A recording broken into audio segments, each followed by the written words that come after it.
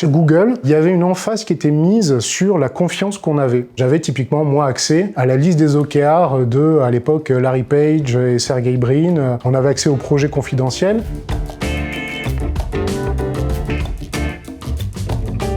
Je m'appelle Gabriel Zanto, j'ai 43 ans, je suis marié, je suis l'heureux papa de 2 enfants, Gustave 11 ans et Charlotte 9 ans. Accessoirement, je suis VP Produit e-commerce chez Accor. Alors VP Produit e-commerce chez Accor, déjà c'est une équipe de 120 personnes qui mélange web et application, donc on a 2 produits digitaux. Et le but de ces produits, c'est de permettre à des utilisateurs de pouvoir réserver des nuits d'hôtel parmi les 50 marques d'hôtels qu'on a un peu partout dans le monde.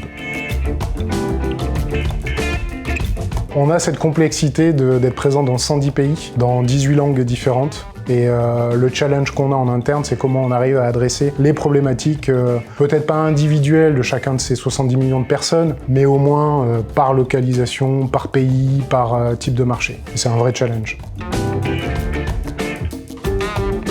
Ça fait 20 ans que je travaille dans le digital. J'ai commencé chez Sony côté marketing, je suis passé par des grands groupes, j'ai travaillé chez Google, chez Apple. Je fais un peu tous les types d'entreprises, start-up, scale-up, j'ai essayé de monter ma boîte. Donc côté business pendant 10 ans et côté produit pendant un peu plus de 10 ans maintenant. Google, j'ai jamais vu autant de gens intelligents au mètre carré. Et il y avait une emphase qui était mise sur la confiance qu'on avait. J'avais typiquement, moi, accès à la liste des OKR de, à l'époque, Larry Page et Sergey Brin. On avait accès aux projets confidentiels. Et en fait, chez Apple, on va t'expliquer le principe du feu tricolore. Vert, c'est ton domaine d'expertise et ce pourquoi tu as été recruté. Orange, ça correspond aux interactions que tu peux avoir toi en tant qu'expert avec d'autres équipes. Et rouge, c'est là où en fait, tu n'as pas ton mot à dire et on ne va pas te demander ton avis. Donc on est vraiment sur 2 approches complètement différentes l'une de l'autre. Ça flatte l'ego, mais surtout, je pense que c'était utile et c'était mon objectif. J'étais pas du tout dans une logique de marketing personnel, j'étais plus dans une logique d'apprentissage, j'avais besoin d'apprendre et j'ai trouvé ce prétexte de faire un podcast pour aller à la rencontre des gens que j'avais peur d'aborder.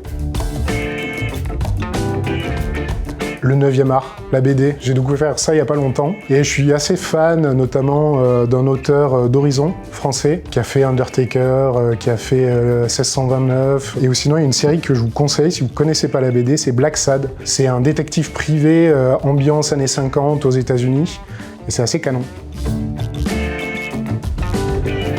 Je collectionne les carnets de notes. Quand je vais dans une expo, quand je vais dans un musée, quand je vais dans une papeterie, j'ai besoin de ressortir avec un carnet de notes. Alors il y a des marques que j'affectionne, Leuchtturm en particulier, donc j'ai plein de carnets non ouverts à la maison et mes enfants se foutent de moi en permanence là-dessus. Dans le contexte dans lequel on vit aujourd'hui, et à mon âge, j'ai tendance à dire profitons de chaque jour, déjà. Après, si je dois me projeter sur le futur, c'est vraiment essentiellement de profiter des miens et d'être aligné avec moi-même.